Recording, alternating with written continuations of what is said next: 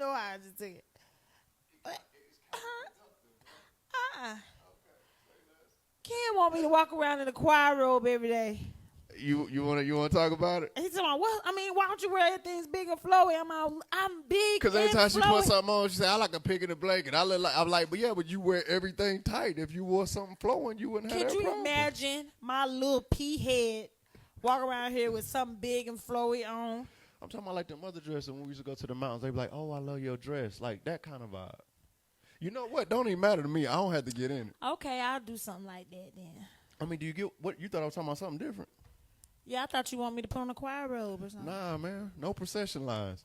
I'm saying like them type of dresses that you wore anyway. I think those are very sexy on you. But at the end of the day, wear whatever you're going to feel comfortable in. Just don't bother me for an hour and a half talking about. Well, I do feel like a pig in a blanket, but, you know. I'm just saying. I ain't ate all day, so. I just want to see. I want to see. I want you to be like, Stop playing. That's how we got here. Pig in a blanket. That's how we got here. Ken. Yes, ma'am. No, that was like a bit much. Hey, man, say what you want to say. I ain't, What's happening? I'm comfortable tonight. I have a pillow behind me. I'm going to start bringing that. I'm going to start bringing my boppy in here. I wish you would. I don't care if you get a wrap with the Taylor Talk logo all on it. That's not happening. Accept me for who I am right now. Well, you got to share it. It's the only way it's going to play off right. You and your boppy. You look cute, though, kiddo. Thank you. Yeah. I feel cute. Yeah. I got out today. I rode around. So I have, like, ups and downs. I have days where I have to tell Kendall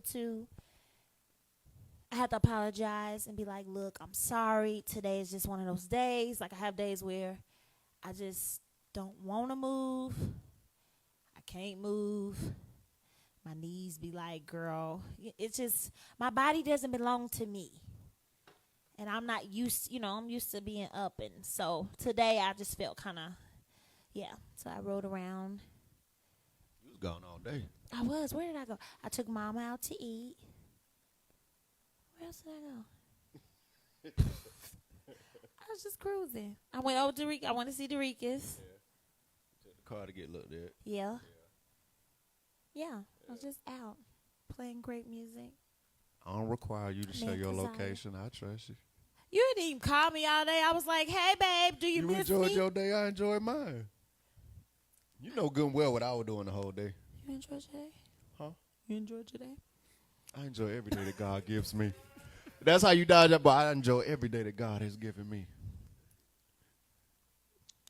You trying to comfort me today, but I promise you I'm slippery. Because you're too smooth. You didn't miss me. Just because I didn't call you don't mean I ain't miss you. But you call me all the time. I knew you was with mama. See, I'm not that guy. I'm not that guy if you with your girls or you with your mama, you chilling, like that's your chill time. We get our time like 24/11 times 3. I don't want to hear this speech. If I leave tomorrow, you need to call me every 5 minutes. You might have married the wrong man. I ain't text you and tell you I love you, girl. I text you first. How quick did I text back? That's all I said. Babe, you didn't miss me today, and I felt a little weird. So you better. So is that why you came in and you turned right back around and went right back out? Marshalls. I started looking at pillows. I started looking at stuff I didn't even need. You better call me. I get to shopping. I thought about buying a dog today. I wish. You know what? Bro, listen. We done had more dogs and fallouts in this marriage. Me and Dorica's gonna share it. On where you know what? All right, so what's happening? We out here, we here. Been getting a lot of comments about this particular topic. Even a lot of text. This is when I think hit home. But it didn't just fall out of thin air. This is something that originated. I know you and Dorica have been talking about it. Me and you have lived it. And we want to see if we can dive into this thing a little bit and look at the two different perspectives and see if we can all grow and elevate, just in our understanding of helping versus enabling. I think we all get caught up in that, not understanding which is which. And without further ado, You ready, girl? Let's cook.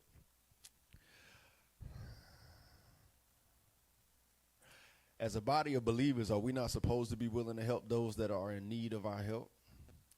We pray for God to establish us as the head and not the tail, to position us as lenders and never the borrowers, correct? And it's no secret that true blessings from the Father always come attached with an expectation that we reinvest those gifts and blessings towards carrying out his perfect will in the earth. I think we all would agree. Even Galatians 6:2 says, carry each other's burdens, and in this way we will fulfill the law of Christ. And these things should be carried out in love, seeking nothing in return but the prosperity of someone else outside of ourselves. However, the actual definition of help means to aid in improving something, assist and come along to support. That means that when we come on board to help, something has to have already been created. In order to assist, something must already be in motion and in play before we arrive to help. But too often, we confuse helping someone with actually doing the work for them. We confuse loyalty with paying for their mistakes, and we end up suffering on behalf of those unwilling to sacrifice and endure for themselves. So tonight, we want to discuss the difference between how best to help and support those who truly need that encouraging nudge just to get to the next level, and when to wisely withhold our hand from those who try to smuggle their luggage on the train that's heading towards our destiny. Let's talk about it.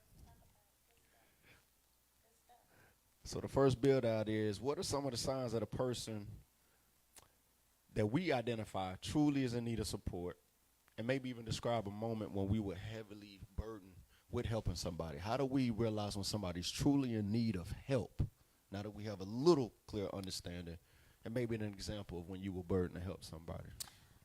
Well, I really want to start it off like this because I got to really, really be honest.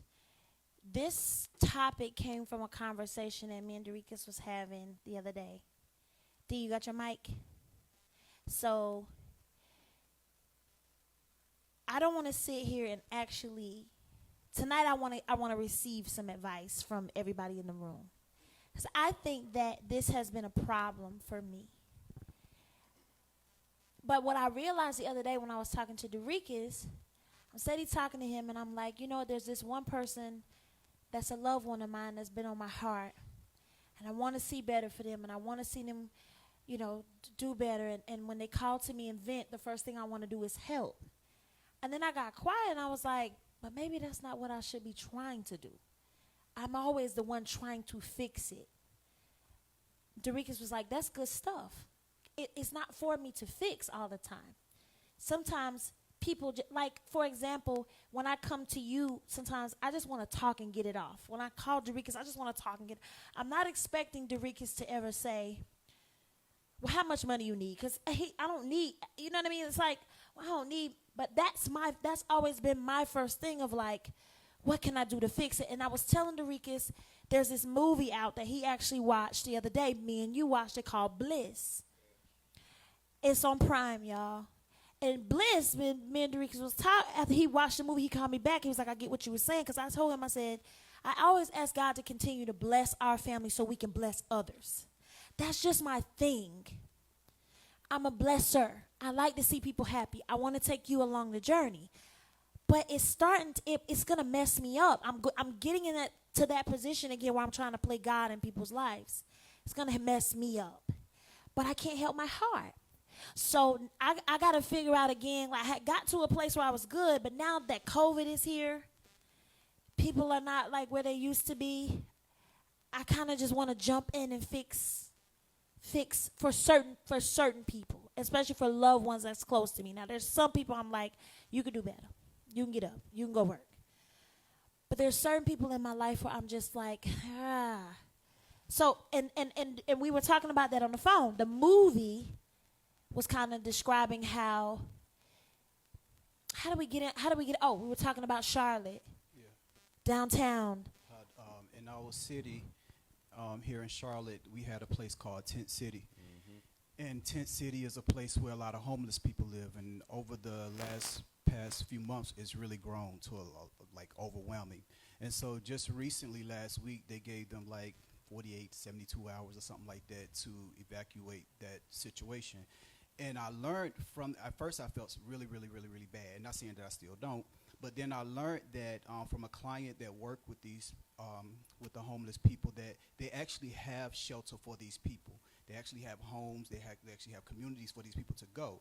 But in order to go stay at these places, you have to participate in a rehab. And a lot of these people do not want to be in that rehab because they will have to come off of drugs, come off of alcohol, and they will have to clean themselves, because the program is not for you to stay there, but for you to get help, right, so that you can continue to build and become better, so that somebody else can have a chance to come into this place. But a lot of those people would rather be homeless than go to a rehab. And see, there's two things in that. Him telling me that helped me, because I was fussing like, there's so many rich people in this world. If we just came together and did, homes or shelters or da-da-da-da. And I was getting pissed because here I am saying, I want to bless, I want to bless, I want to bless. And Derikas was like, but some people you can't bless. He was saying they don't want help.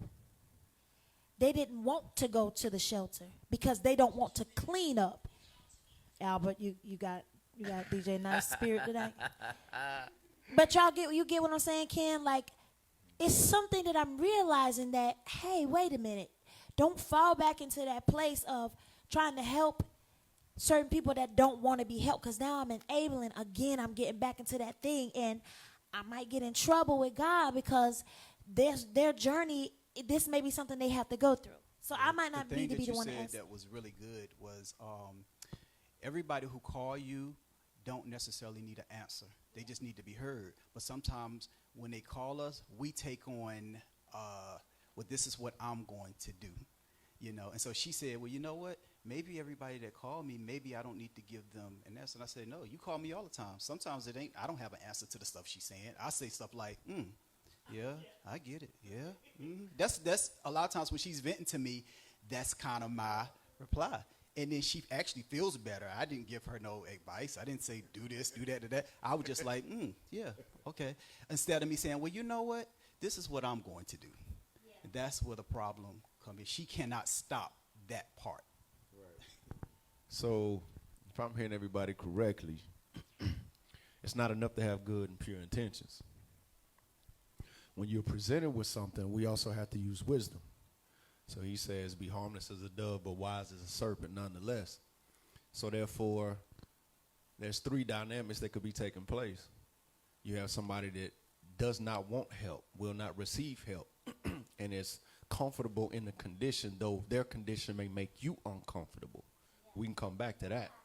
We can come back to that. They're comfortable in their condition, but their condition makes you uncomfortable, right?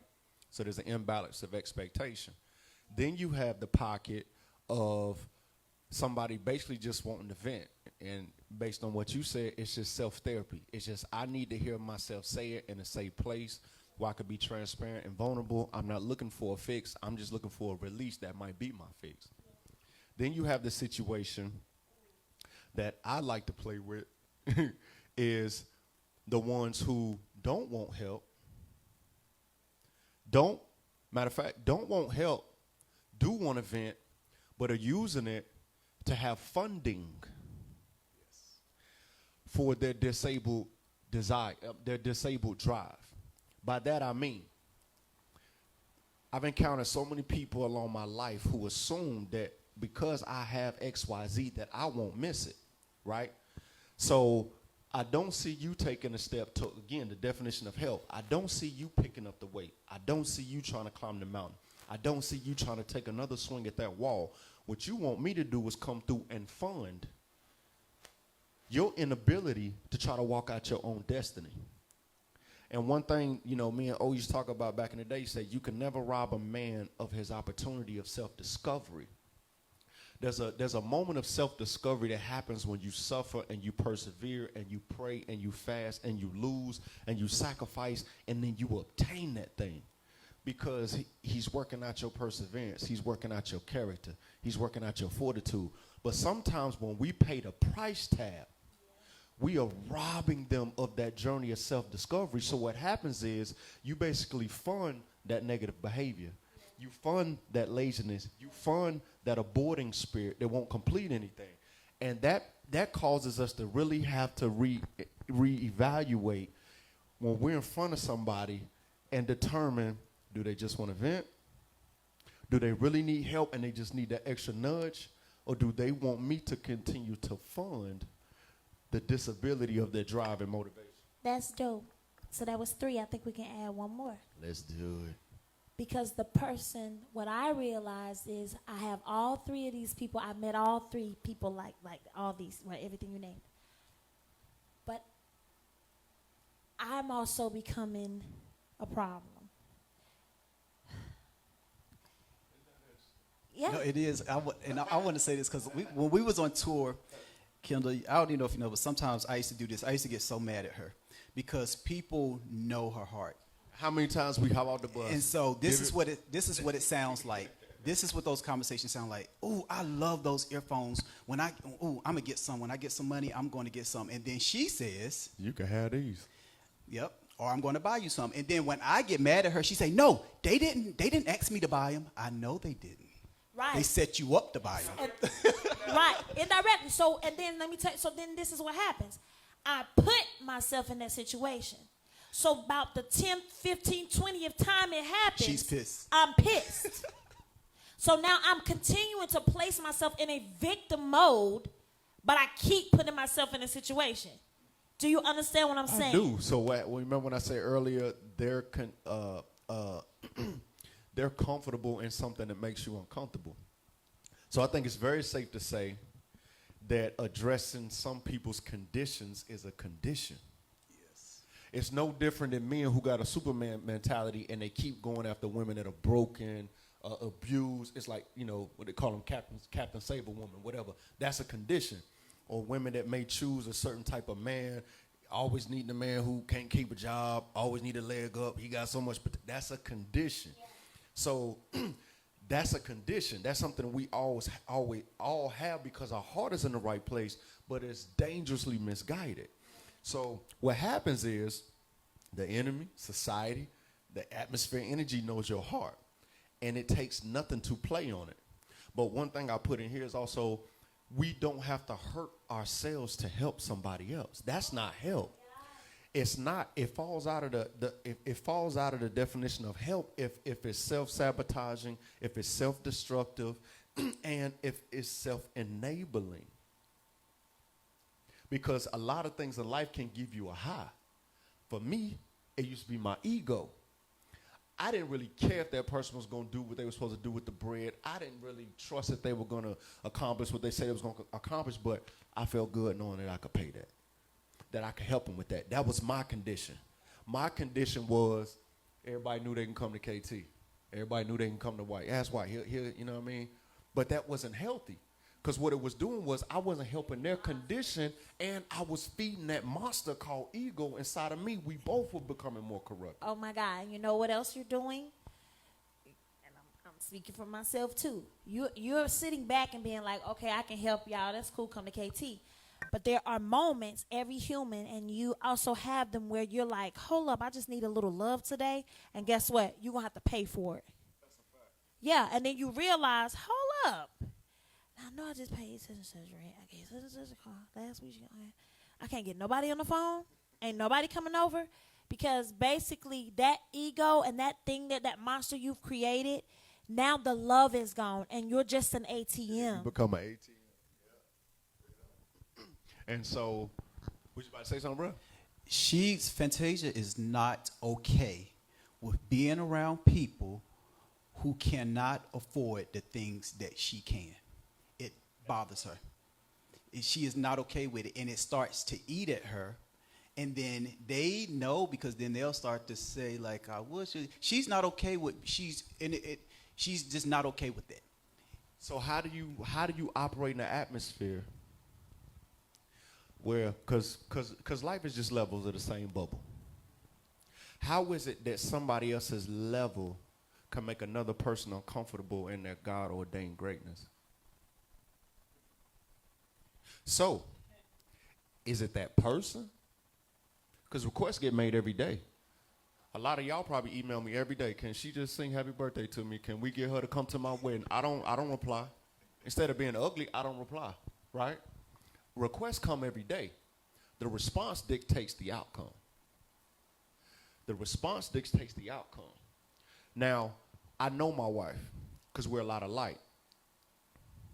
We do feel uncomfortable when we enter in certain situations. Now, we come home, we suffer, we sacrifice, we strategize plans, we almost lose everything, we bounce back, we do everything to get to certain positions and do certain things. But there's this vibe when we walk into certain rooms that can be very uncomfortable. I think the mistake we make is we try to lower ourselves down to balance the room. When God called us to be able to pull things around us up, that's another form of conforming to the world and not letting the world conform to us. So what we do is we dumb ourselves down to communicate we're humble. Instead of just letting our laughter, the fact we're being patient with you, the fact that we're giving you a listening ear. Now we want to give you our number. Now we want to come and tell you we're going to do this event for you. Now we're going to buy all your cakes. Now, wait a minute. I don't go that far no more.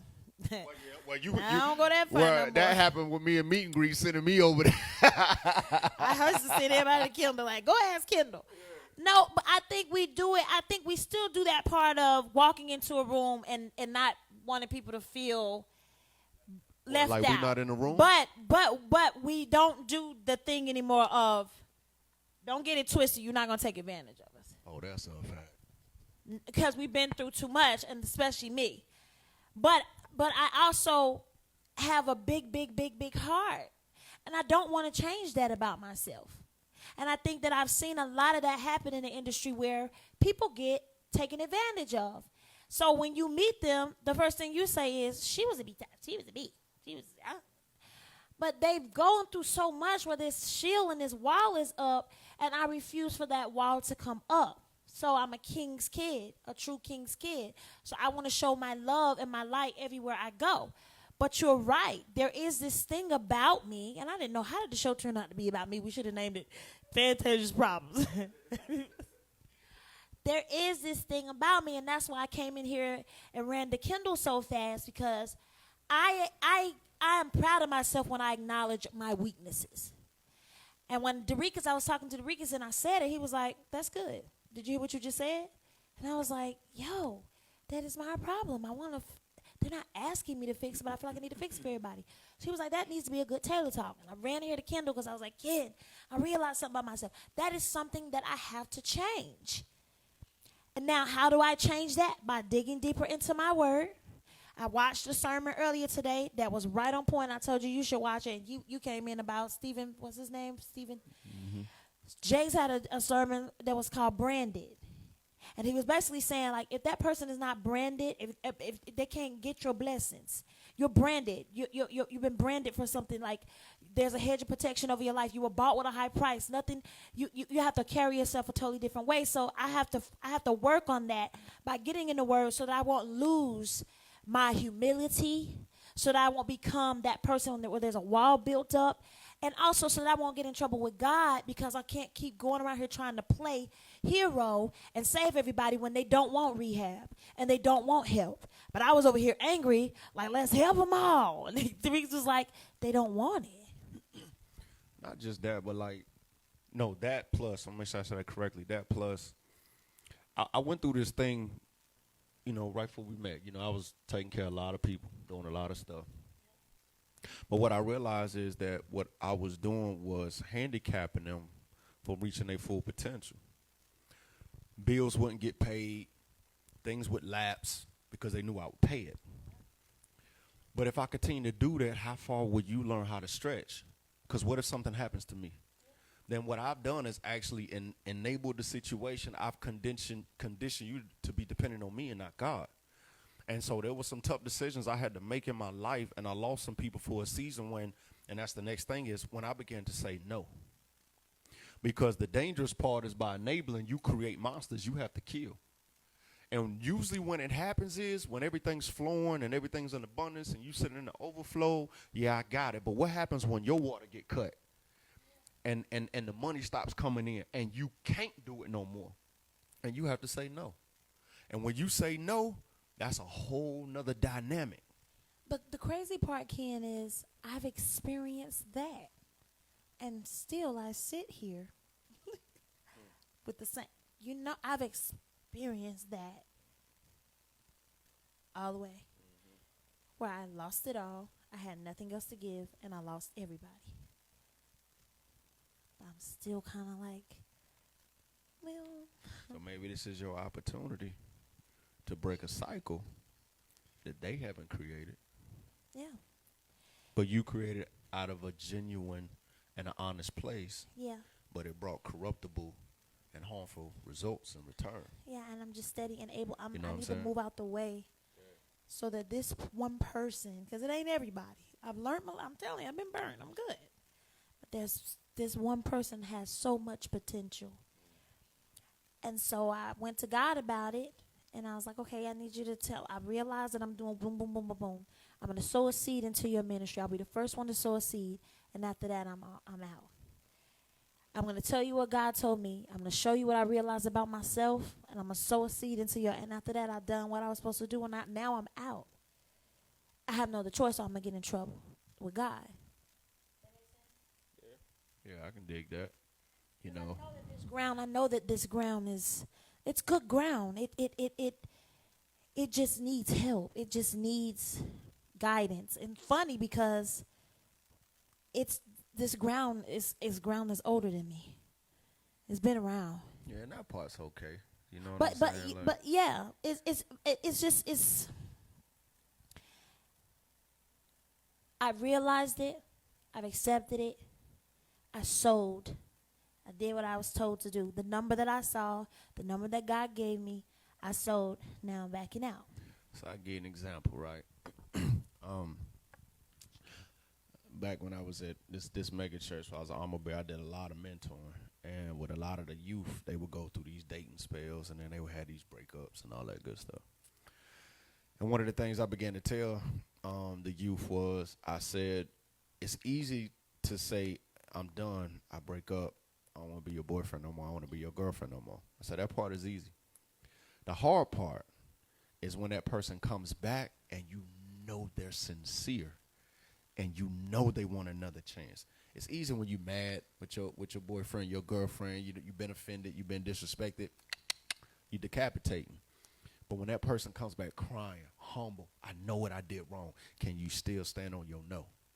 And that's what it comes down to. See, cutting is easy. Not remending and sewing back, that's the moment of truth when that demonstration is enforced, and that's where we have a hard time.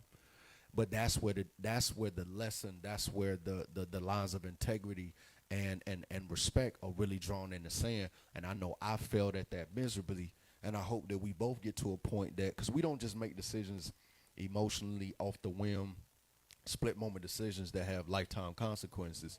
So therefore, when we make a decision, we have to be able to make it, stand on it, and stand in front of it.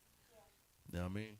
Can I say this? And I know Darica's ready to jump. I know both of y'all listening like, right?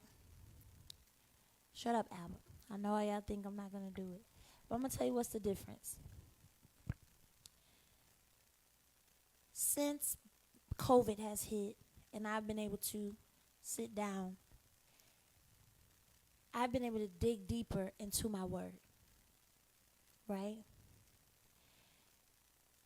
Now, we know some people who have no word in them, who've been doing the same stuff for years, who ain't trying. We know those people. But sometimes you have to meet a person with the word and remind them of the word. Remind them of the word they have in them.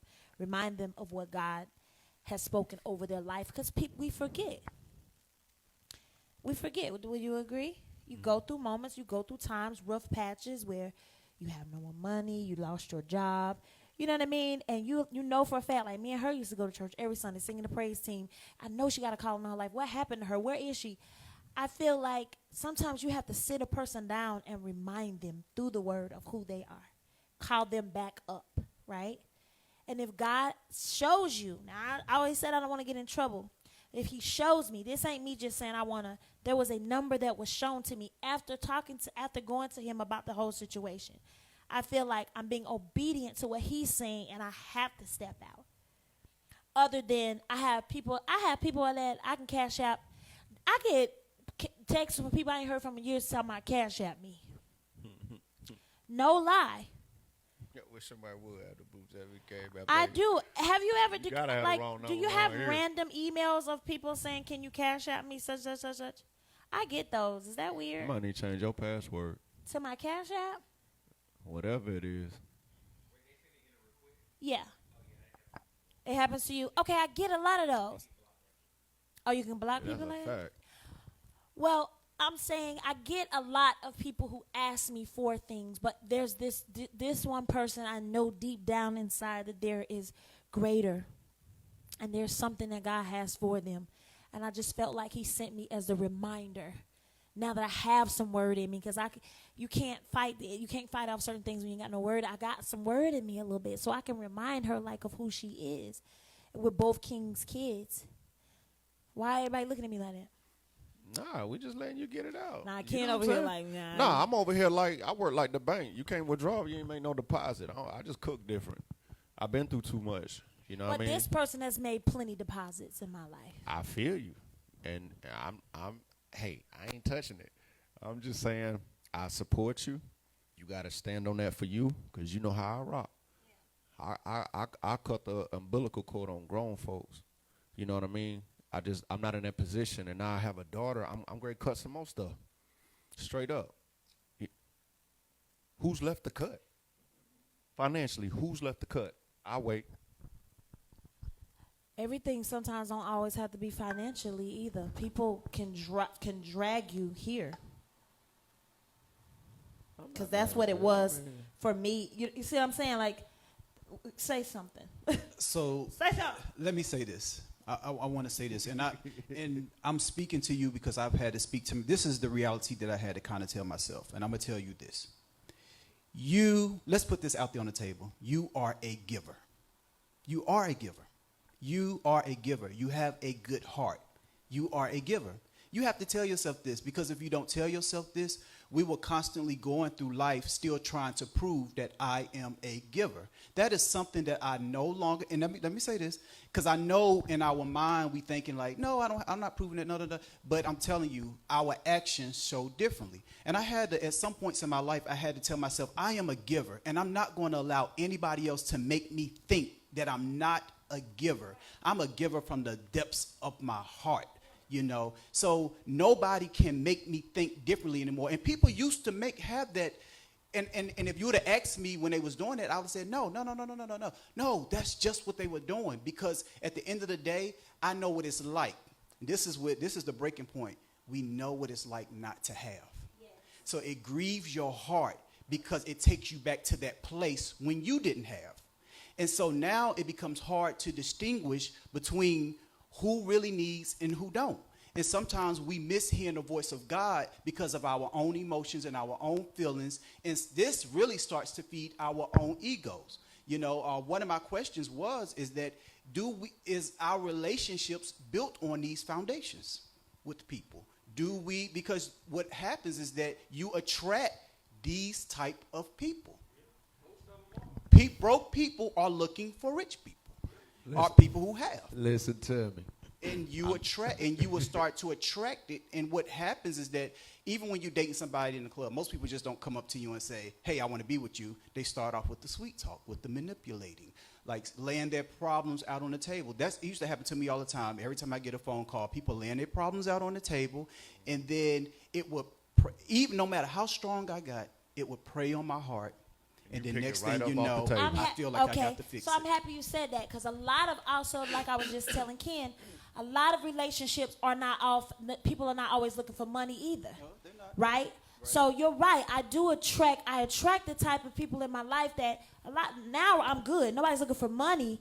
But sometimes I was telling Derikas, I can't talk to them about my problems because we're not on the same problem level. So it's almost like, I want to vent to you and talk to you about your stuff, but please don't talk to me. So I feel like I'm here for you financially. I'm here for you if you're going through something. I'm here for you. But if I need to borrow some money and call you, you can't give me because we don't have the same. My stuff is maybe a little outrageous. If I want to call and talk to you, you block me out, and then you hit me. You get off the phone quickly, and you're like, girl, oh, well, I'll see you tomorrow. And it's like, dang, did they hear anything I just said? So sometimes it's not always financial that we're giving financially. But we don't just cut. It's hard to just cut people because you have that same, you started it off. You are a giver. You have that same, you used to take care of. So it's not easy to just cut when we have seen clearly people literally stand in our face and show us that they don't really, I don't really want the same thing you want, but we still, as big hearts and givers and people who are King's kids and we love, we want to keep that. And mainly that's family. We've excluded all the, but that's mainly family. So we get walked over on, we get looked over, but we can't help who we are. See, what I try to get her to understand about friends, this is very interesting because we go back and forth about this a lot. And I think sometimes it's a female perspective and a guy perspective, and that is, knowing is half the battle.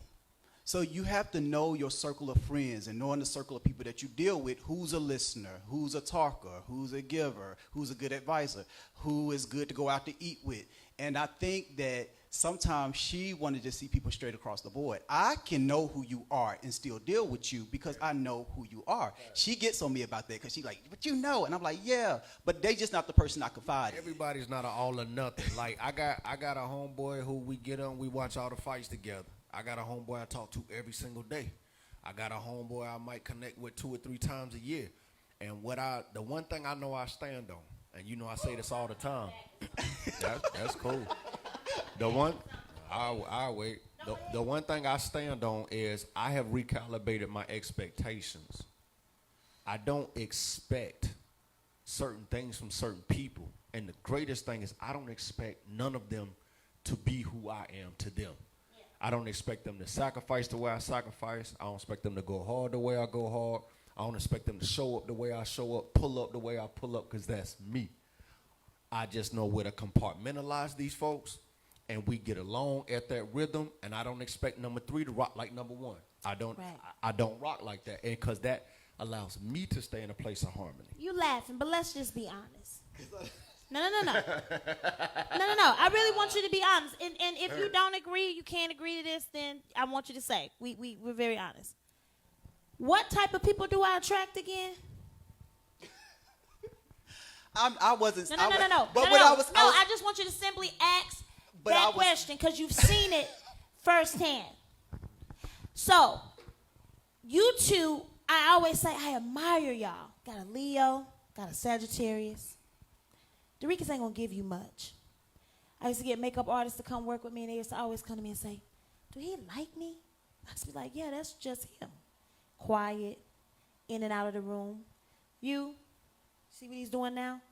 That's what you get. He'll have a conversation, but it's easy for him to get up out the room. Me, one, I'm a celebrity. And I heard T.D. Jakes talking about this, and he was talking about his wife, and I thought it was so dope because I was like, I want to jump. I want to just, like, run out the house. So dope. I can relate. For some reason, that thing about me, and Hillary said it, who we're working with on my book. My love and my light, once people get around it, especially I attract broken people because I've been broken. So broken people are attracted to me. Once they get around me, they don't want to let it go. It happens. My relationships are a bit different from y'all. And guys are different from girls. Guys don't really want to be like all that needy stuff. And, man, you ain't called me, I was sick. It's like, nigga, I ain't heard from you. But like, I was sick. I ain't want to talk to none of y'all. It's different. It is really, really different. And I happen to be a celebrity. So I don't have enough time on my hands to say I got a friend for Monday, a friend for Tuesday, a friend for Wednesday, and Thursday and Friday. I have to keep a faithful few who get my anointing, who get that I'm a mother and a wife and a businesswoman. That's a lot. So it's easy for you to do that. You're a Sagittarius. You don't care. And they know you don't. They're not going to call him because they're going to be like, don't call the Ricans. You're a Leo. That's your personality. I happen to be a Cancer female who is a celebrity who loves, and I give 250 to everybody that I meet. I could be still up here and you or Kendall be at the door about to leave and text me and say, come on. I'll be like, come back and get me. I'm stuck. You seen it. So with all that being said, like nobody can argue that, discount that, or try to take that away. I think just my personal opinion, I think it's just a scenario where how can I say this?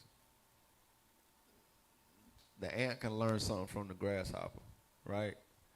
You are who you are. That's not going to change. That's who God made. You couldn't run from it if you want to. But there may be certain qualities and characteristics that we possess that work for us within the realm that we're in, that if applied to your paradigm of the way you live may bring you some relief, may bring you a shield and, you know, a glass wall whenever you need it, whatever the case may be, so that you don't feel obligated, so that you don't feel, you know, that you don't feel cornered in a certain situation. Because as your husband, that's something I never want from you. You know what I mean? I do think there are ways to strategically, one, move, even still in the realm of those that are in your circle of trust. And then there's another way to,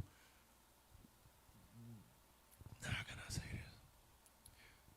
People can only get into where we let them in. And people don't know what I don't tell them. You don't know what I don't know that I didn't tell you that we don't know. So there's also a thing where when people come in and they start to move furniture around, it's because we let them in our house. I'm just the type of person, I can talk to you through the peephole. I can talk to you right through this window, and even after COVID, we can still act like it's COVID. That's just me. That's my personality. So what I'm saying is,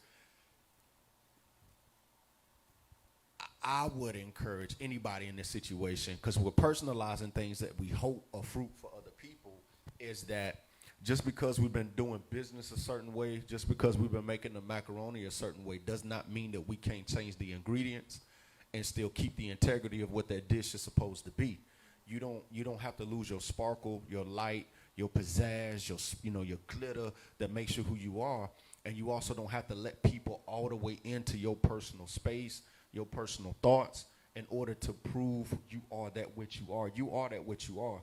And I think that's the thing with me. I realize everybody's not going to get me. Everybody's not going to get me. And I'm not going to overwork myself so that you get who I am, that you understand, and that you don't go tell somebody else that I ain't that who I say I am. Because I am who I am regardless what you go say. And half these people, I'll probably never see you again. I just want you to have that same kind of freedom because you deserve it. Your heart is pure. Your heart is genuine. And that's just the best way I can put it. And for anybody else, don't get caught up in a situation where I think one common thread, one common narrative we have all discussed is, don't get caught up in trying to constantly prove who you are. Be who you are. As your grandmother used to say, let your work speak for you. Let your demonstration speak for you. Because those who gonna talk after you done paid their car note and you done let them sleep on your couch and you done stayed up with them all night when they had a broken heart. They gonna do what they gonna do anyway. But we don't have to overwork ourselves when we know that we're in line with the scriptures, that we do things from a spirit of integrity, and that everybody's not going to understand us, and that is understood. I'm cool with that. I don't want to enable anybody, whether it be money, relationship, I just don't want to enable anymore. So, check it. I want to help as many men who help themselves. Me and Potlow talk about this all the time. We know what we're about to face with Salute First when it launches. We know that this is going to be a daunting task. But what we're going to look for are men who are fighting tooth and nail to stand as men. Those are who we want to help. Nobody who's going to try to come in and manipulate, who's going to try to cut corners, find some way to pull off some kind of scheme. We're going to shoot it down at the door. Because I've been there. I've been where I barely had a place to stay. I was trying to do everything that I could, not to sell dope, not to sell drugs, not to kick no door. I got a scar on my arm right now where I used to donate plasma. You know how embarrassing that is? To sit up in the spot where you donating plasma, but I was like, yo, I'm trying everything I can. Won't nobody hire me. I'm doing these odd jobs. That's a brother I want to help. That's a brother who I know if given the opportunity, not the brother who's sitting around trying to smoke his money away, trying to keep up with the new iPhone 12, trying to keep a fresh pair of J's. Nah, you looking for another hustle. And that's how I decipher between the two. So that's how I weigh it out. I can tell the difference between somebody who really needs help, like he's going to die trying to pull this off. I'm going to help that man. But another dude who want me to pull it off for him, no, because you actually become a burden. you become a crutch in my life. I'm trying to help you get off your crutches so you can walk, and I end up hobbling around. You know what I mean? So I feel you. And like I said, I thank God for the faithful few of friends I have in my life right now. That they don't want nothing from me at all. You know what I mean? Like, Dorikas don't want nothing from me. Rashia don't want nothing from me. Like, even Tip, she don't want nothing from me. You know what I mean? So I do thank God for them. And Dorikas was telling me the other day, he was like, you have to teach people how to be your friend. And at first I was like, I don't got time to be teaching. I didn't. And I was like, I got this, I got that. He was like, but wait a minute. And so I'm humbled to say, you're right. I have to teach people what I need in my life, just like I would want them to teach me what they need in their life. Because y'all, good people don't come a dime a dozen no more. So when you have a few good people that might have a little few problems, it's okay. Just wash that off. This is a true story, real short story. I lost everything, probably like 7 years ago. Literally lost everything almost overnight. And I remember when I lost everything, my mom was staying with me. And I tell this story, it's no shame. My mom was staying with me. The hardest part about me fixing my problem and getting into a better situation was my mom. I was trying to figure it out for me and her, trying to figure it out for both of us. And that was getting so heavy on my heart because I didn't have the answers. Like literally, like overnight, God stripped me from everything, money. I mean, it was almost like I was almost on the streets. And so I remember just driving around one day, just not knowing what to do, who to call, because when you're prideful and it's one thing to never have, but it's another thing to have and then have it taken away. And you riding around prideful. And I remember my aunt called me and I started crying, telling her the situation. And she said, if you could create any situation, what would that be? And I said, I got to find something for my mom. And she said, let your mom find for herself. So I went home and literally stood in front of my mom and poured my heart out and told her that I cannot afford this house no more. I don't have it. I'm at the pit's bottom. I'm done. And you know, and I told my mom, I said, I called my sister. She said, you can come and stay with her. You know what my mom said? I don't want to stay with her. And that broke my heart. I just poured my heart out to my mom, the woman who brought me into the world that I do not have. And my mom was being selfish at the time, and all she could see is what she wanted. And that was the one moment that my heart was so broken that I told my mom, well, you're going to have to figure it out. This is what I'm going to do. You know, I even remember when I came to Fantasia, and I told Fantasia after about 4 or 5 months in this situation, Fantasia called me one day. She said, to get you out of this situation, how much money do you need? She said, just tell me the number. And I told her, nobody can help me because where I am, God, I have to stay here. God is, even if you help me today, I would lose it all. And sometimes my bigger point is that sometimes we're trying to fix things that she did. She called me. She told me, she said, what do you need? She just got tired of seeing me in this place because a lot of people didn't know that I was going through this. And I told her, nobody can help me. Nobody. When I was staying with my aunt for 5 months and my pocket was still like a hole in it. I still could not see my money. That was a sign. God got me here for a reason. And guess what the biggest thing I learned? Everybody made it without me. Everybody made it. My mom got into a better place. My sister got to a better place. My nieces, they made it. And I'm like, everybody made it without me. In that place, I wasn't even worried about me. I was worried about how everybody was going to make it without my funds. God cut things out your life that you didn't have the courage. I've been there, that you didn't have the courage to cut yourself. So he cut it to show you that it could be cut. That it could be cut. And I went through a similar situation, you know what I mean, with my mom. I know she watching tonight. We're in a dope place right now, you know, but we were going through some things, man, and I was just like, Mom, I can't do it no more. Like, there's no way that I can do it. And I had to let my mom go to a place that it was really a test of my ego, my sonmanship, and everything, because I knew I had the financial means, but I didn't. You know the difference between I got it, but I don't have it. And I had to make a decision, you know. What was I over there on the other side saying? Trying to buy a house for all I know. You're like, and I'm like, you come live with us. Yeah, and I was like, yo, you know, but at the end of the day, it wasn't about not giving it to her. It was about, Mom, like you inspired me. I'm fruit off the tree. You know, you still got years of giving me shade, you know what I mean, and sustenance. You know what I mean? I want to see you be great. And over time, you know, it was a tough spell because, again, when you building that thing, it's hard to go back to something that's regular, but now, like, standing on her own, about to launch a new business, doing her own thing, doing everything that she knew she had the potential to do, and is going to far exceed that. But it would have never happened if I kept being a safety net. You know what I'm saying? I had to get to the point where you were willing to climb that building and walk that tightrope on your own, knowing that you can, not because I'm there to catch, but just knowing that you can, you know, and that's important. And you know what? Shout out to the people who My moms. who didn't have a safety net. God was your safety net. Like, for me, when I lost everything, because I was taking care of everybody, when you lost everything, we can't sit. Our positions are different. We're talking about the people that we've helped, but shout out to the ones that didn't have a safety net, and God was your safety net. You trusted God. Well, we've all had help.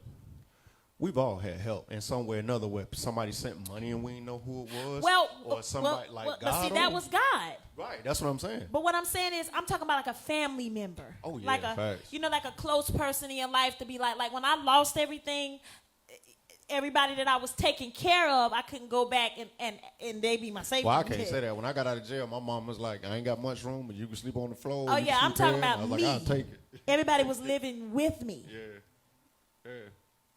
You came to that house? Okay. Nice say yeah, I was there.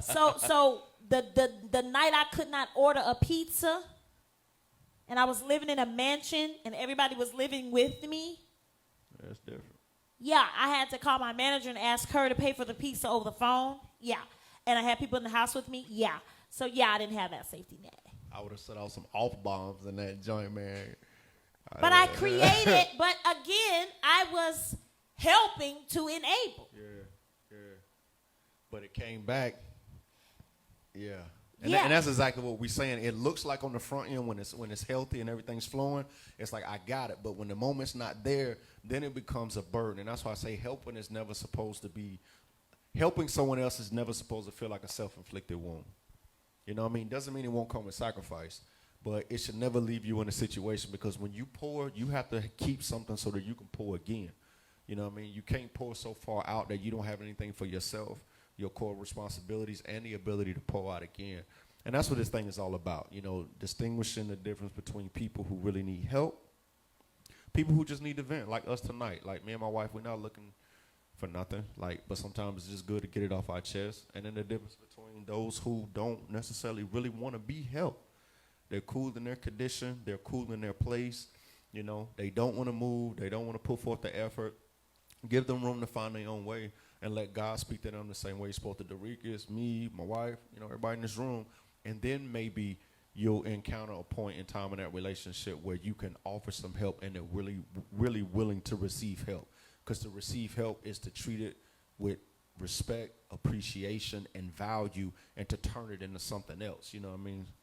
Yeah. And if you're that person on the other end, like how I realized I was victimizing myself by continuously helping. If you're watching and you feel like you might be that person that is on the other end of like, well, why such and such won't help me? Cousin such and such just got a big check. They know I'm over here like, that was her blessing. Right. Be happy for her blessing. Don't allow jealousy to rise up, and don't allow yourself to feel like they owe you something. You don't know what that cost her. If you was watching their kids 5 years ago and they just got blessed, and you feel like, well, since you got paid, can you pay? You did that out of love, right? So I'm saying, like, let's check ourselves. Because I wanted to share this because I checked myself. Instead of crying and being the victim and, oh, they calling me and I'm doing it. No, girl, you're putting yourself in this situation. So that's why I wanted to share it, because sometimes we have to look ourselves in the mirror, especially if we want to go to the next level, especially if we're looking for God to do something in our lives. We have to allow ourselves to be happy for other people, and we have to allow ourselves to understand that we are all walking this journey. You have to carry your own cross. What did Jake say? The cross matches the crown. You got to carry your own cross so that, you know, if you want to be a king, you want to be a queen, you cannot put off all your responsibilities and everything you owe on somebody else. You got to put on your cross and your crown, and you got to walk it for yourself. I know that reading these comments, and the nerves were struck when we brought up family, because I think that's where everybody struggles at the most when it comes to giving. I mean, people were mad, like we don't agree. No, people like that's my problem. This is my problem because okay. you that's where it gets, because when your heart, things that your heart is attached to, that's when these conversations become shaky. And this is like the conversations that people don't get to have, because when it's your family, it becomes scarce, you know. And I like, it went crazy when I brought up my mom, because these are things that we don't, because feelings are involved. And I know with my mom, the crazy thing is, me and my mom went like 2 months without talking. And that, I mean, it hurted me, but it was the best thing that I probably could have ever done, because it put my mom into a better place, and it put me in a better place. And I was able to stand back. God arrested me. I couldn't do nothing. There was nothing I could do. There was literally nothing I could do. Sometimes doing nothing is everything you need to do. You know what I mean? It feels helpless and weak, but sometimes doing nothing is doing everything. Right. But I just want to also say to some people who are watching and who can relate, because I can definitely relate. Thank God your mother, y'all started back talking in 2 months. Some of y'all going to have to walk away from some situations, and they may never talk to you again. Ever. And that's all I'm going to say. But you can't buy company. Yeah, because they was saying that the problem with family. One of my questions, it ties into this. Let's address the elephant in the room, the word no. I got a book on that right now. No, the book. My book is no. Your Best Yes and Your, what is it? Your Best Yes, Your Best No? I'm not sure. Is that what it is? About I always get the titles. Liza. Yeah. Basically, she's talking about, so she had a friend that needed somewhere to stay. Liza had a big enough house. But Liza realized she's pretty moody, and she's got a husband, some kids, and this may be a bit much. So she prayed about it. First thing the church should say is, well, we have to help others, da-da-da-da. But she went through everything like, if I move her in and my attitude is bad, what's the purpose? If I move her in and I walk around my own house angry, what's the purpose? So she said she said, I can't do it. I'm not going to be able to do it. But guess what? The friend ended up with a better job, a house. Like she didn't, it was something she wasn't supposed to jump into. So, I mean, I need books for it. Okay? And if any of you have a book you would like to suggest for me to get, please type it on the thing right now, because I need books. The people are here for it. They like, yes, let's address this. You know, because that it wasn't that I wasn't strong enough to say no. It was the backlash that I was more scared of. Yeah. Of who's going to cut me off, who's going to act funny. Because when you're already in a down place, you can't take but much more. You know, and I think that it was that for me. I'm already on the edge. I'm already at suicide door. I'm already about done. And so the little bit of people I have, I need. And I know this is the problem with most people. I'm already at the edge. Yeah. And so I cannot deal with much backlash, that much more backlash from my no. And so I'd rather almost just do what I don't want to do just to keep my sanity. And that still ain't good enough. I know it's not. Let me tell y'all, I'm going to just give you a little, make you laugh right quick. There's somebody that's very, very, very, very, very close to me. I have conversations. This is how my conversations go. Hello, hey, how you doing, man? How you? I'm good. How you? I'm good. Just doing da-da-da-da-da. We talk about maybe a good 30 minutes. Towards the end, this is how it goes. Well, look here. I got this business deal. I'm like, no! Just call me to see how I'm doing. Let's just talk. That don't happen. No! So, here's the scoop. If you're watching and you haven't talked to me in about a week or two, I'm telling you now, that's why. I just want to talk. I don't want to do business. I don't want to do business. I just want to talk. You ever watch volleyball, right? Hit the ball right, and somebody hit it up. You know, another person hit it up, setting it up for that spike. That's how I feel sometimes. Somebody hit her today, and when people hit me, I tell my wife, I said, the first thing I ask myself is, why they hit me right now? Did they just see something trending on the internet? Or something just written about me, written about us, or whatever? I'm like, why now? Because I know it's that setup. And sometimes people will text you a week in advance. Hey, just want to check on you, see how you doing. You know, I was thinking about you and the family. I heard you having a baby. And then next week, going to be like, so, you know, that way it don't look like they just popping out of thin air. You know what I'm saying? I've learned this. Y'all know I'm cut. I'm not saying no to you. I'm just saying yes to me. That's the title of my book. That ain't the title of your book. No, because that's my line. That's my bar. You got to put it smile. That's my bar. That's what I came up with because I realized, nice, for real, I would never say no. Like Derica said, worrying about somebody don't want to fool with me no more. Feel like I'm being greedy. I done changed. I'm acting like I'm this now. I'm acting like I'm that now. I ain't down no more. I ain't from the hood no more. No, I'm not. Worked hard as hell to get up out of there. But if I keep saying yes to everything when I really needed something, when an investment came by, I couldn't get in it, or when we needed things done, we couldn't afford it, or when something was really, you know, a priority or something was needed to be done desperately, I done had the means to do it because I'm looking at all these little yeses. I'm big on pennies make nickels, nickels make dimes. You know, I'm big on that. I'm big on increments. And it may just seem like $200. It may just seem like $500. But that stuff adds up, man. And I have to start saying no so that when I need something and I need to do something, which usually still ain't for me, you know, it's for my family, I need to be able to say yes. So don't take it I'm not saying no to you. That's what you're hearing. That's what you're hearing based on what you wanted to happen out of this conversation. But what I heard was yes. I know you heard no, but that's not what I said. What I said actually was yes. I just said it to me. Right. And I've gotten more comfortable with that. And don't get it twisted. We have a lot of relationships that we do great business with. But for me, it's more of like family. Like, I don't want to do business. I really just want family because I'm doing business all day long. And that's what happened to me was I felt like I made the industry my family, and that's how I got hurt because that's not family. But when you feel like family's not family, That's when it's bad. what do you Have nothing there, really.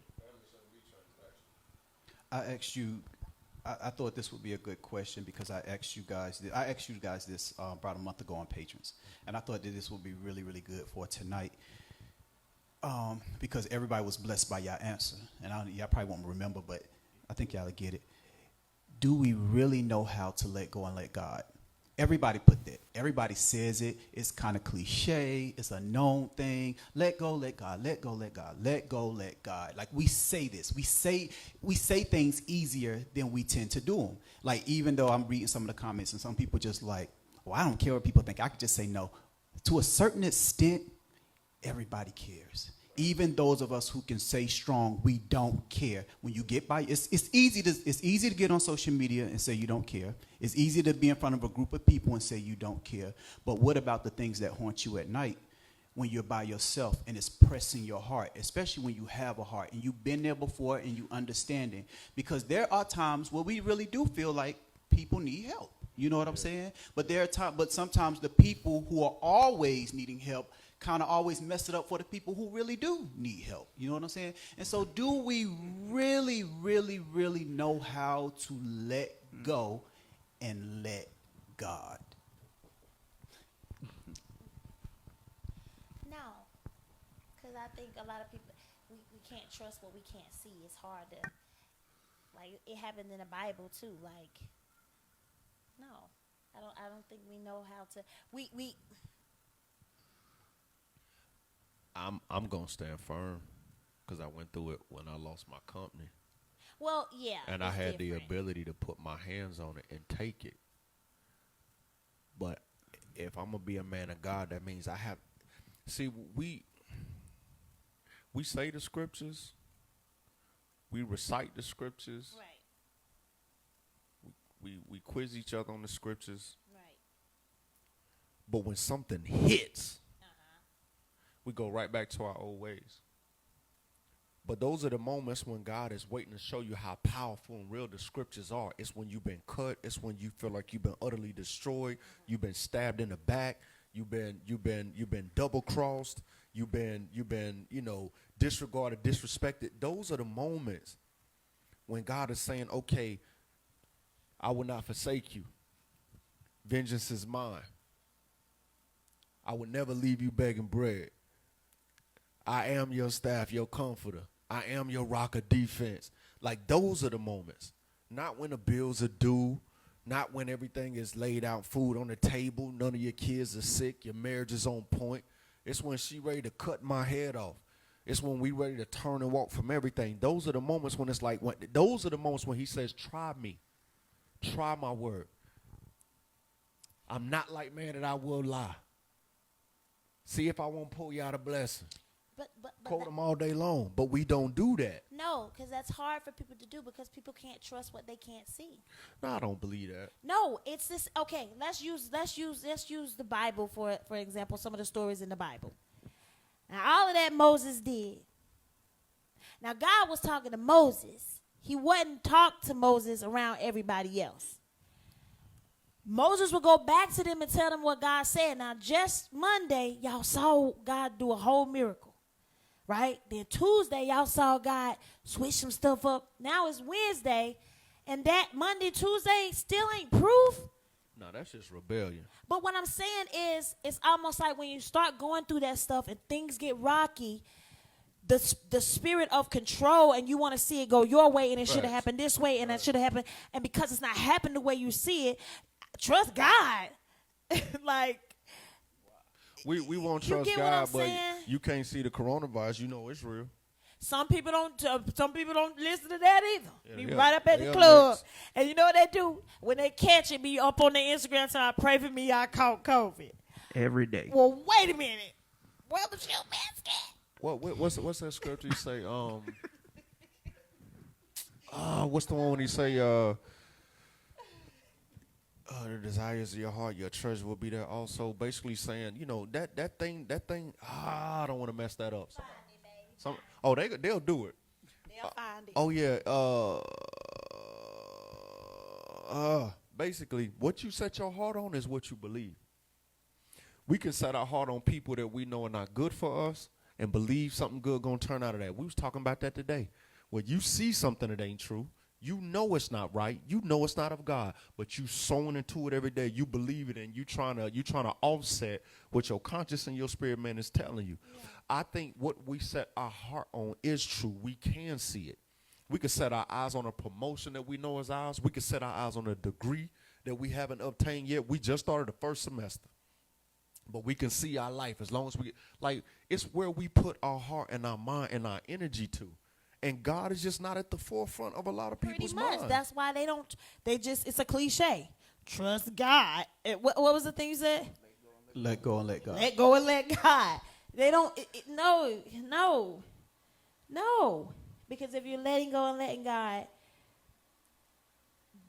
the week you post that, the next week you're saying, pray for me, I'm down. I thought we letting go and we letting God. I'm still going to pray for you.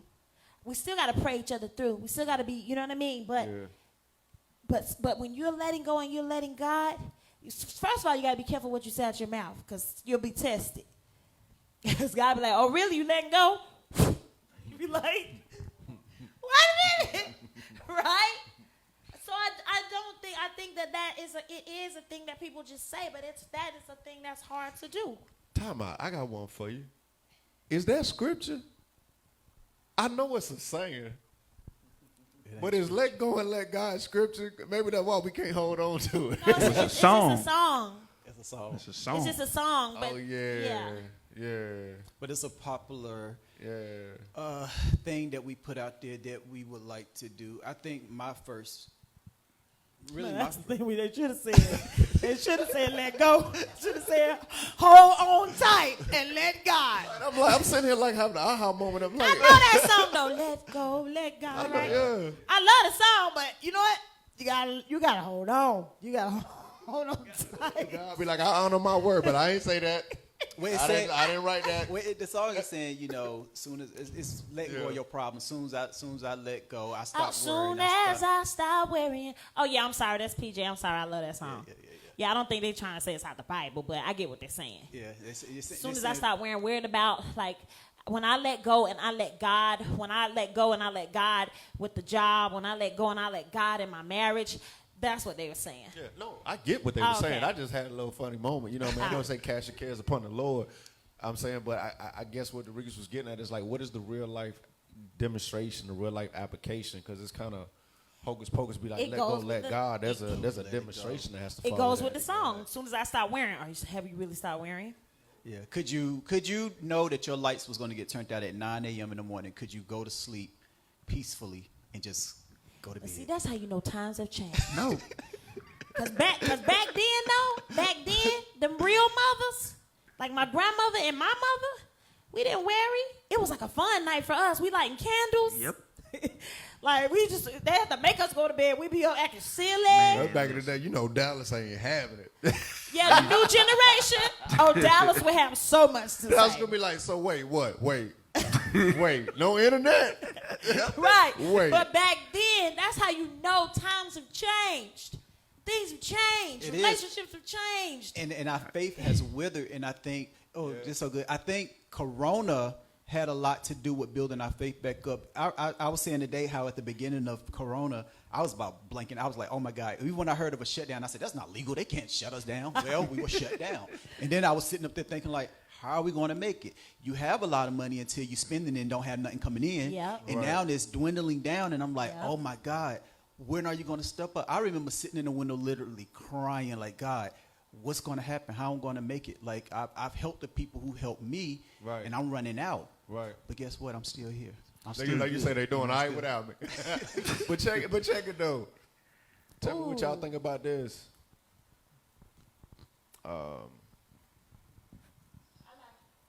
You like it, baby? That's a rider right there, boy.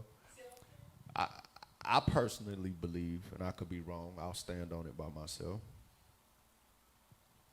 I think one of the biggest disadvantages we have to increase faith is how comfortable we are. I don't mean Kendall and Fantasia. I'm talking about us in the Western civilization.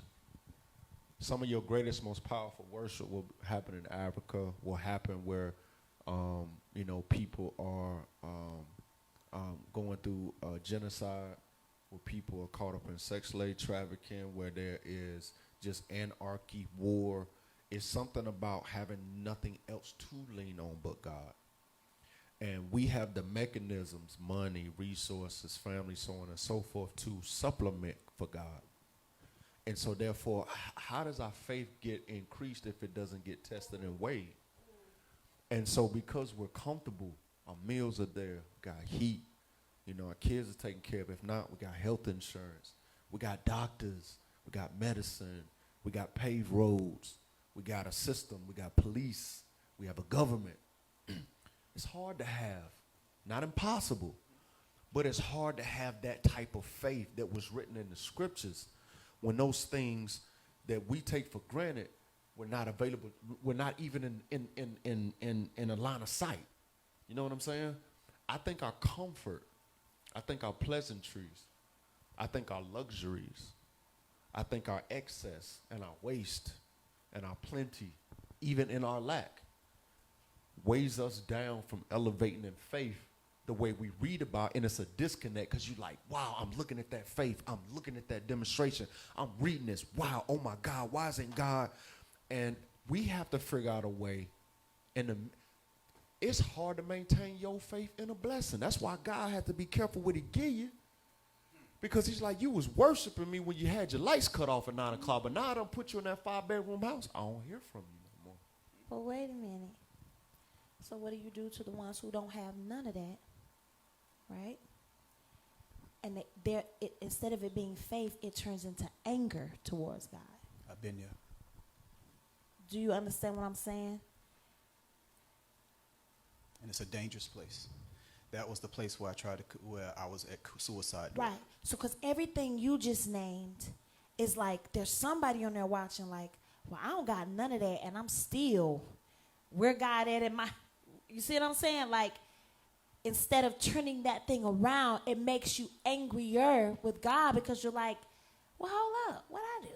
Well, I just need to put some, food on the table. So how can we in this room talk to every person that's watching that have the ability to do that and don't have the ability to do that, to still speak trust God and faith?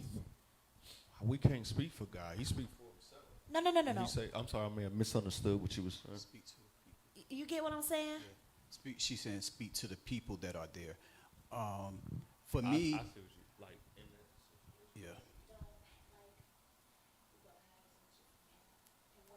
Is instead of it being like I love your perspective, so I want to have two perspectives, because when you're blessed or you have the ability to just ride up and get a Happy Meal or go to the store and cook a meal, your lights are cut off, but you can get them back on. You may have to go 2 or 3 days without it. Those are the times when you're on your knees and you pray and you worship your way through, but God's going to come through. What about the ones who can't ride up to get a Happy Meal, don't know where they're going to get money from to go to the store just to put food on their table, and they've worshiped and they've cried and they feel like it's like you get angry with God? And I think you were saying you've been there. I was there when I lost everything. When I first lost everything, the first thing I went in confident because I know God. But then when God kind of wasn't the same God that I was used to, because this was a different type of chastising, because I went into a confidence saying, God gonna bring me out of this. I've seen God work before. But then when days turned into weeks and weeks turned into months, I got angry. And now I'm in this place of anger, which was taking me down to suicide door, because I felt like I couldn't hear God. I felt like I couldn't see God. I just felt like God I felt like I was out there with the wolves, and I'm wondering what is going on. And I realized that one important part about that place, God needed me to become kin to this situation, because there's a lot of people out preaching this stuff, and everybody want to preach faith. Come to church, sing, praise, but nobody want to preach about what about when I can't feel, when I can't see, when I just feel lost. And God needed me to become kin and not judgmental to these situations. That's why I love Job's story so much, because remember, God he was like, go try Job. Yeah. See what he's going to do. Because sometimes we have to have those Job moments to know that you're going to be, like, you had to go through that. So I want to speak to somebody who may be in that situation, who may be looking at it saying, well, easy for y'all to talk because y'all got this and y'all got that. Wow. But I'm over here like, you know what I mean? Let me show you what a real struggle is. Well, I've been there. And but the thing about it is, what I want to encourage you and say is, don't lose your faith. Like, that was the only thing I literally had. Don't lose faith. That was the only thing, Sean. That was the only thing, Albert. Just faith. When I could not, I was just like, God, we would still pray. I would still give God the glory, and I would still say, just don't leave me. That's it. Just don't leave me. I don't know what I'm going to do, but just don't leave me. So I want to say to those people who feel like it's easy for y'all to say, no, we've been there. Derickis is saying he's been there. Listen, I think we some of my stories I just don't get comfortable talking about. I would just say this. I've been at a place where I remember my mom knows the story. When she confronted me one time, and I told her, I said, God don't love me. I was like, I don't care about none of that no more. Like, I was just in a place, so much was happening to me back to back. And I was like, yo, God don't love me. So the only thing that I can leave with is, no matter what you feel, God loves you more in that moment than you can ever imagine. And the people that you're looking at and you think are being blessed, and you think you're wondering, like, am I less than them? Have I done something to weigh me? And the balance is less than them. It's like God has never been closer. It doesn't feel like it. It feels like he's abandoned you. It feels like he's turned his back on you. It feels like everything that you touch turns to rust and dirt. But only God knows the plans that he has for your life. And I know that doesn't put food in the belly. I know that doesn't keep you warm at night. And if you have children, I definitely know it doesn't bring them comfort when you're trying to be a reflection of God in their eyes when you're the only thing that they know. But I do know this. I know for every moment that I felt that he didn't love me, that he didn't have a plan for me, that my life would be reduced to what it was, I know he has proved me wrong, because God is bold, and God desires to be worshiped, not in a cocky way, but he desires to be praised. And he will take your unbelief, he will take the skepticism, he will take the hesitancy, and he will do something in your life to show you that he is God for himself, so that you can have a personal, intimate encounter, face-to-face, spiritual, divine confrontation that will never be up for question anymore, because there were miraculous things that happened in my life the way even my wife couldn't tell me God is not real. There's nothing in this world, on this earth, that can convince me of what I seen happen on 2 nights of my life. That's it. That's all. And I had walked away from friends. I walked away from situations. I walked away from relationships. But I did have that moment of sleeping in my car and sleeping in abandoned buildings and feeling like, come on, I'm smarter than these cats over here. I ain't done what they doing. But God, only God knew that he had this moment in store for my life, that he had your new shop in store for his life, that he had your freedom and your destiny and the new role you're walking in your life. He only knew that. And what I can tell you is this, and I'm done ranting. When he walks you into your promise, it's going to be hard to remember the times of past. Yes. When he walks you into your promise, you're going to have to concentrate to remember.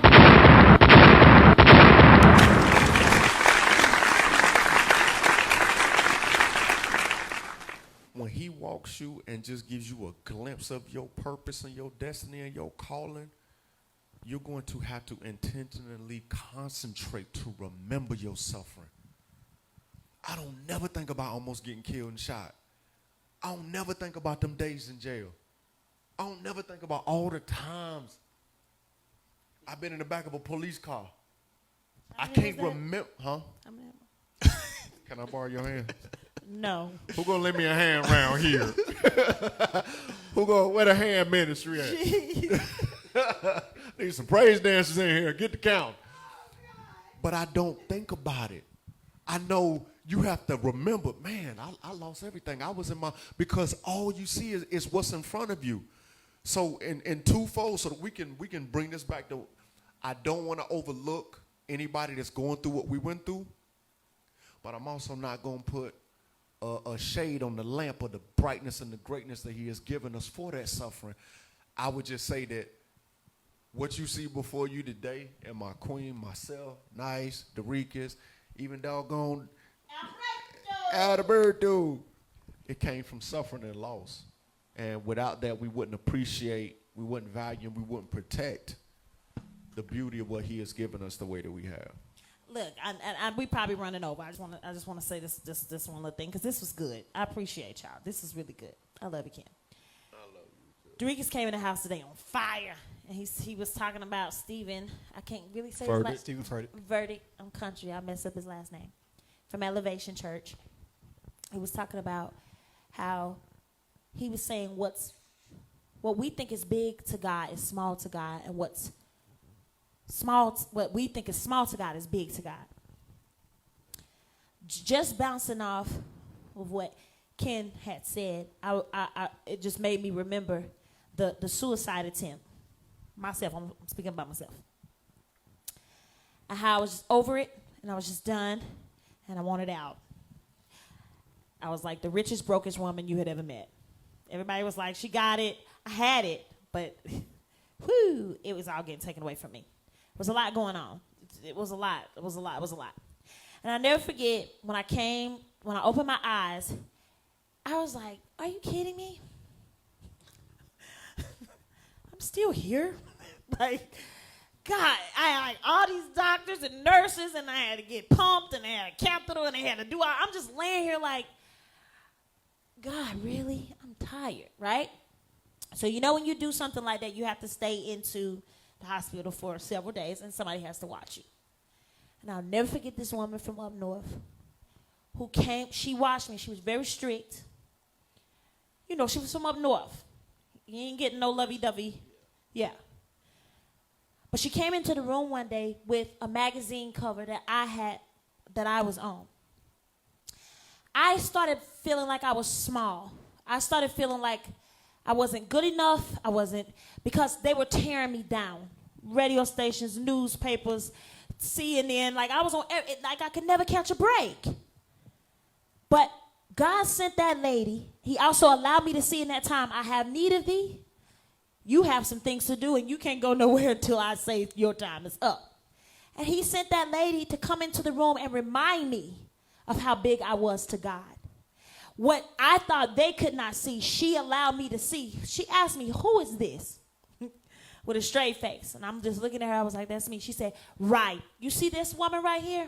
This woman never needs to come back and be in this place again. Do you understand what I'm saying? She was allowing, God was just using her to show me that what I feel like is small is big to God. All of the stuff that I had done and went through, you know what I mean? God still had work he needed to do with me. Now look at me, a walking affirmation. So don't give up, don't give in, and understand that you can help people and help yourself, but don't enable and don't take on too much stuff that doesn't belong to you. You got to let God be God in each other's lives. And this is why, to both of y'all, and this is why you have to be careful of who you put your mouth on, because you don't know who God is preparing. You know, you don't know who's going through, you know, sometimes, you know, and especially those of us who say we're in Christ, we're being so judgmental over people's situations, but you don't know who God is preparing. And I thought about that because we're all sitting here telling testimonies when I'm sure we were being judged about stuff that we were going through. Somebody's listening, you've been judged or you're being judged, but people don't know who God is allowing to go through. I used to be judgmental over suicide. I'm not so judgmental anymore because I know how easy it is to get there. And a lot of things that I used to be judgmental over, God allowed me to go. See, you can get judgmental and God will allow you to go through those things so you could become kin to those things. And so you have to be careful of who we put our mouth on, because who would have thought that Apostle Paul would become who would have thought Saul would have become one of the greatest prophets, you know, in the Bible. God needed him to be kin on this side and then on this side. And now you can preach to the people and not act like you so greater than the people because you've been through. So you got to be careful. And if you're out there struggling and people putting their mouth on you, like Kendall said, like Fantasia said, keep trusting God. I've had people put their mouth on me. Lisa Noel said this in a song. She said, I didn't give up on God. I was crying all night long, but that's just how I made it. I made it crying. I wasn't weak. I didn't lose faith. I didn't give up on God, but that's just how I made it. Make it how you have to, whether that's praying, whether that's singing, whether that's find your thing that gets you through the night. And keep in mind, have a mental tattoo that you are God's property. And your caution sign, period. You don't even have to open your mouth. I just posted that. God's property. Caution, trespassing, dangerous. Watch your mouth.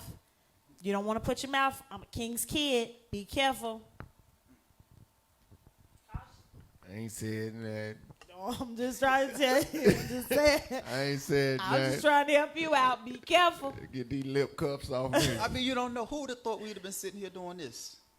This ain't my thing. You ain't mine either. Definitely. Every week, they're like, if the Ricans gonna come from out that camera, I'm like, I don't know. I mean, Ain't looking good. I think it was much needed, though. It's needed. People need to see broken people. Yes. And that's how other broken people are healed. And they feel like, I can make it too. If they can make it, I can make it too. So our honesty and us being broken, and of course you're going to always have, you know, this whole thing that we're doing it on is a form of entertainment. So you have those who are watching but not watching. You know, it's just what happens. It's just how it goes. But I want to say to those, you might want to watch. Pay attention. Stop dropping comments to pick a fight or get followers, because it's just not worth it. Finding that thing that gets you through, sometimes you got to go back to what worked. I remember the first time I heard from God when it was a minute, and I felt like I couldn't hear God. And I remember one morning, I got naked and got in the shower. Well, Jesus. Wondering minds. Draw your wondering minds. Draw your wondering mind. Why did you? I'm curious. I'm so curious. I don't hear I'm nothing going somewhere about with no this. oil. I'm going somewhere with this. If you, I don't hear nothing about no oil. No oil. You can say suds, soap, and No, scum. don't even say I don't so. hear no oil. Don't even say so. Listen, I said that for a reason. It plays a significant- Draw your wondering mind. It plays a significant part. If he just said, "Now I got my oil out of." It plays a significant part. The point that I was making. I don't want no part of that anointing. Listen, Lord, let this cup pass from me. He said, I got in the y'all remember I was talking to God. And I got in the shower. I got naked. He's like, hold up. Okay, all right. come on. draw your wondering mind. And this is why I had to say that, because I was so worried about my stuff, getting my stuff back, that I wasn't concentrating on my placement with God. And it wasn't until I got in the shower and I did something that I used to do every day. I hadn't done it in a long time because, life, money, that I still believe in God, but some things I've changed up. I got in the shower and I started singing and worshiping like I used to do when I didn't have all this stuff. The fact that now all that people are seeing is I know, you I know, slinging I and know. worshiping. But this was the Slinging and worshiping. but this was the Oh, thing. sweet cheeks. You're slinging and worshiping. God, to God be the glory. Oh, that's all I can vision now. I'm gonna get it out your mind. But listen, I'm standing here and I'm singing, I'm worshiping, I'm crying with no stuff. It's just me and God. And this was the first time I actually heard from God. And he said to me, I miss you in this position. I miss you in this place. Yeah. This is where I used to meet you every morning. That's metaphorical, though. How God has to strip us naked. You know what I mean? Like, I get it now. You say, I got in the shower, I got naked. But, like, what it is, we had to come into his presence naked. We had to come in there with no ego, no title, no hidden agenda. And that's a hard thing to do. So sometimes God will strip us down to where we don't hide behind who the world thinks we are, who we presented ourselves to be, so that we can come to him like a father is pure as we really are in his presence. We can't stand in his presence, so he has to strip us naked. So does that mean Thank you, Kendall. I'm not. Thank you, Kendall. Stop, sis. Dude, I tried to clean it up, bro. Sis, stop. She coming back. Stop. Now, I could have just said, let's pray. But I was like, let me clean this up for bro. No, babe. And she, Thank you, Kendall. Babe, I just have a question. Okay, I got in the I'm shower scared. with clothes on. So that no, you didn't. Why you scared? I just want to know, can me and you tomorrow morning pray naked? God. Babe, we need to go to him. We need to go to him as we are. Somebody said my shower would never be the same. clean up on aisle 4.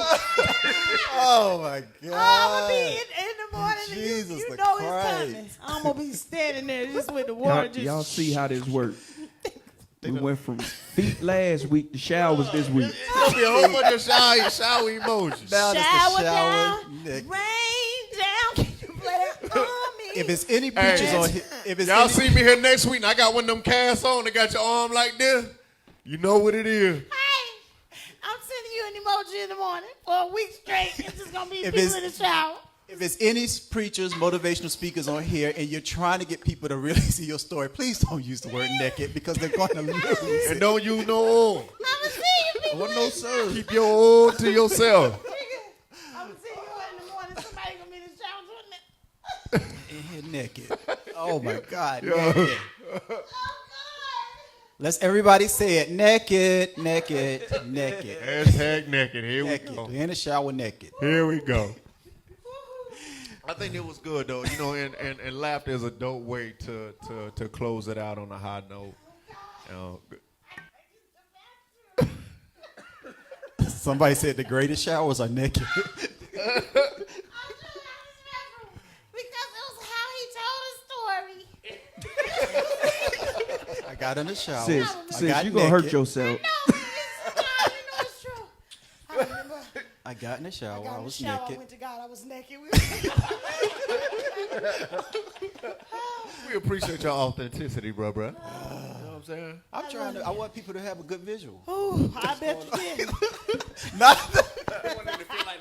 I want them to feel like they was there. Don't call Hey, me. Doreen, just stop. Trust me. Trust me. Trust me. Don't call me no more. Trust me. Oh my God. All right, it's time for nice and cook. We cutting in nice cook time. Oh, we gonna pray first. Hurry, baby. Yeah, you got a kegel. Father, just thank you for an opportunity to dive deeper beneath the surface of our understanding. Open our hearts to be able to see those who you desire us to help. Make it clear. And I ask that you give those, Heavenly Father, who don't need help, the courage to depend on you for divine blessings, guidance, and instruction to be able to lift themselves up. That way that you get the glory and not man or any woman. We ask that you bring healing to the land, Lord God.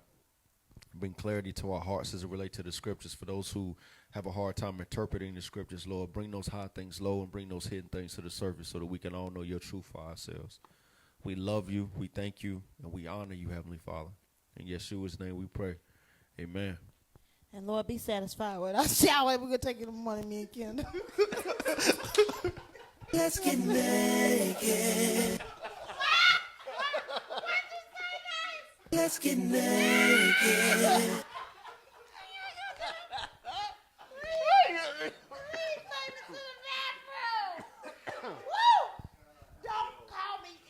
Man, I'm getting in there with my clothes on. I don't trust nobody right now, bro.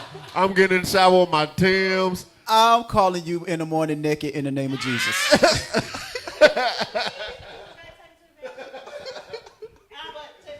Love y'all, man. Love y'all. Play it one more time, nice. Let's get naked.